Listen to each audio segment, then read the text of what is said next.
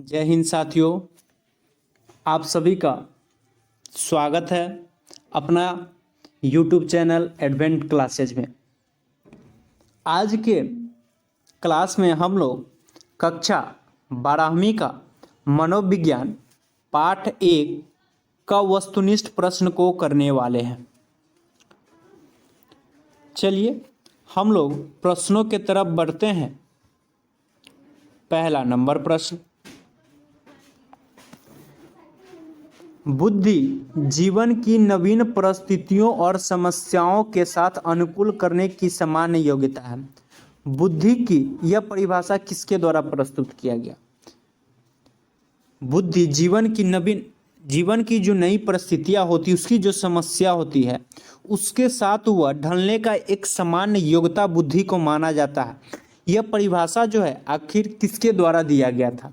ए Woodworth, B bells, सी Alfred बिने, D Buckingham. तो यह परिभाषा जो है बकिंघम के द्वारा दिया गया था। तो सही उत्तर हो जाएगा ऑप्शन नंबर डी, बकिंघम। अगला नंबर प्रश्न, द्वितत्व सिद्धांत के प्रतिपादक कौन है? द्वितत्व सिद्धांत के प्रतिपादक कौन है?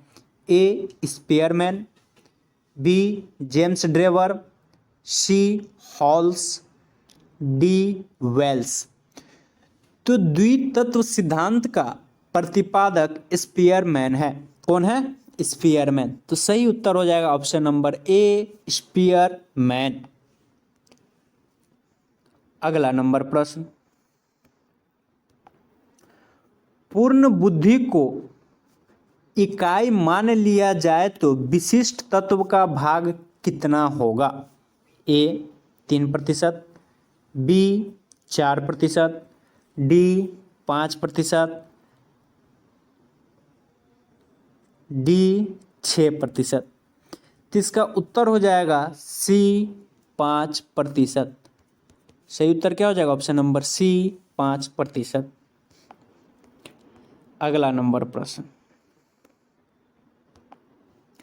बुद्धि मापन विधि की प्रयोगशाला सर्वप्रथम किस वैज्ञानिक ने स्थापित किया?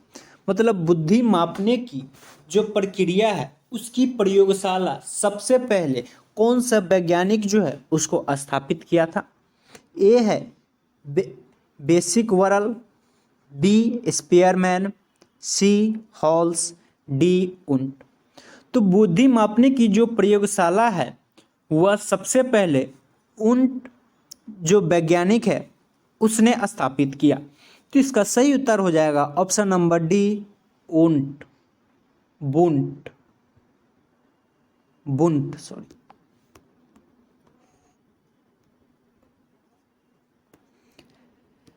अगला नंबर प्रश्न, 1882 ईस्वी में किस मनोवैज्ञानिक द्वारा लंदन में मानवीय विशेषताओं का अध्ययन करने के लिए प्रयोगशाला का निर्माण किया?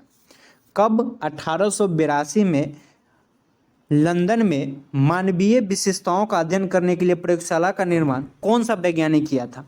ए कैटेल, बी गाल्टन, सी अल्फ्रेड बिने, डी वुडवर्थ।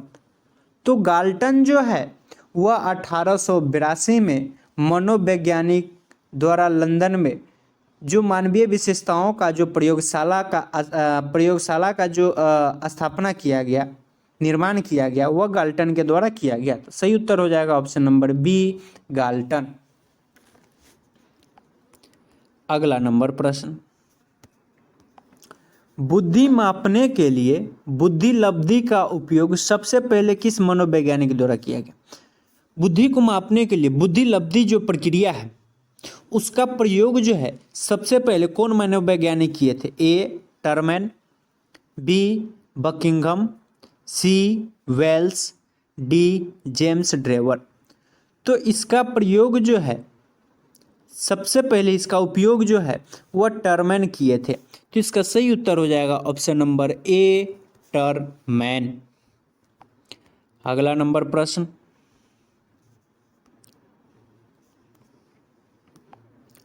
मनोविज्ञान परिवर्तन के द्विस्तरीय संप्रत्यय को किसने प्रस्तुत किया? A Fritz Heider, B Leon Festinger, C Carl Smith, D S M Mohsin. तो मनोवैज्ञानिक परिवर्तन का जो द्विस्तरीय संप्रदाय था उसको एस एम मोहसिन ने प्रस्तुत किया था। तो इसका सही उत्तर हो जाएगा option number D, S M Mohsin. अगला नंबर प्रश्न, किसने बुद्धि का त्रितत्वीय सिद्धांत प्रतिपादित किया?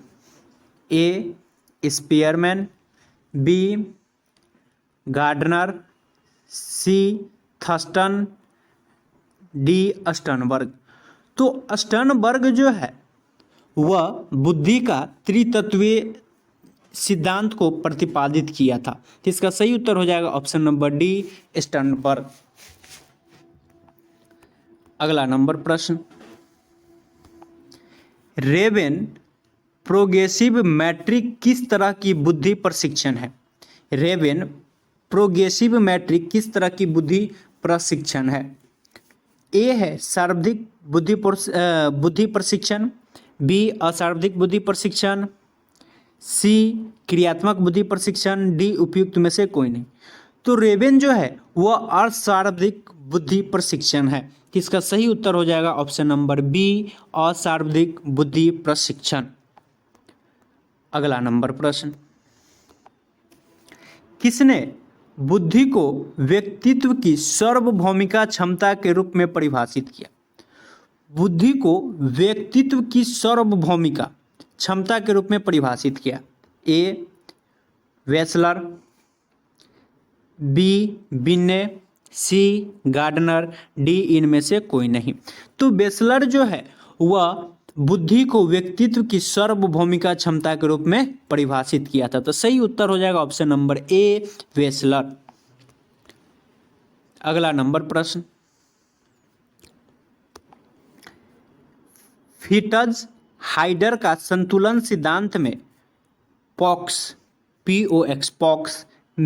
पॉक्स मॉडल में ओ प्रतिनिधित्व करता है। ओ जो है वह किस चीज को दर्शाता है? ए दूसरे व्यक्ति को, बी जिस व्यक्ति की मनोवृत्ति का अध्ययन किया है, सी दूसरे वस्तु को, डी इनमें से कोई नहीं। तो ओ जो है वह प्रतिनिधित्व करता है जिस व्यक्ति की मनोवृत्ति का अध्ययन किया है। तो सही उत्तर हो जाएगा ऑप्शन नंबर बी, जिस व्यक्ति की मनोवृत्ति का अध्ययन किया। अगला नंबर प्रश्न, स्पीयरमैन ने बुद्धि के कितने तत्वों की चर्चा की है? ए 1, बी 2, सी 3, डी 4। तो स्पीयरमैन जो है वह बुद्धि के 2 तत्वों का चर्चा किया है। तो इसका सही उत्तर हो जाएगा ऑप्शन नंबर बी 2। अगला नंबर प्रश्न,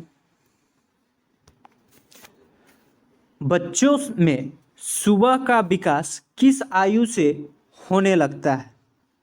ए 1 वर्ष, बी 1 वर्ष 8 महीना, सी लगभग 2 वर्ष, डी 6 महीना।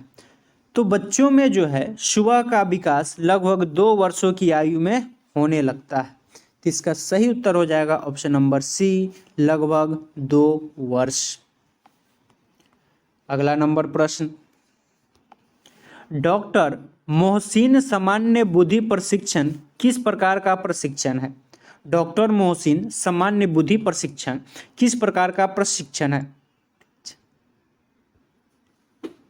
ए शाब्दिक, बी अशाब्दिक, सी शाब्दिक और अशाब्दिक दोनों, डी इनमें से कोई नहीं। यह जो है शाब्दिक परीक्षण है, शाब्दिक परीक्षण। डॉक्टर मोहसिन सामान्य बुद्धि परीक्षण जो है वह शाब्दिक परीक्षण है। इसका सही उत्तर हो जाएगा ऑप्शन नंबर ए, शाब्दिक। अगला नंबर प्रश्न, बुद्धि के पास मॉडल को किसने प्रस्तावित किया? ए बी ने, बी नागलिरी, सी किवी, डी जेपी दास। जेपी दास जो है वह बुद्धि के पास मॉडल को प्रस्तावित किया था। कौन किया था? जेपी दास। तो सही उत्तर हो जाएगा ऑप्शन नंबर डी, जेपी दास।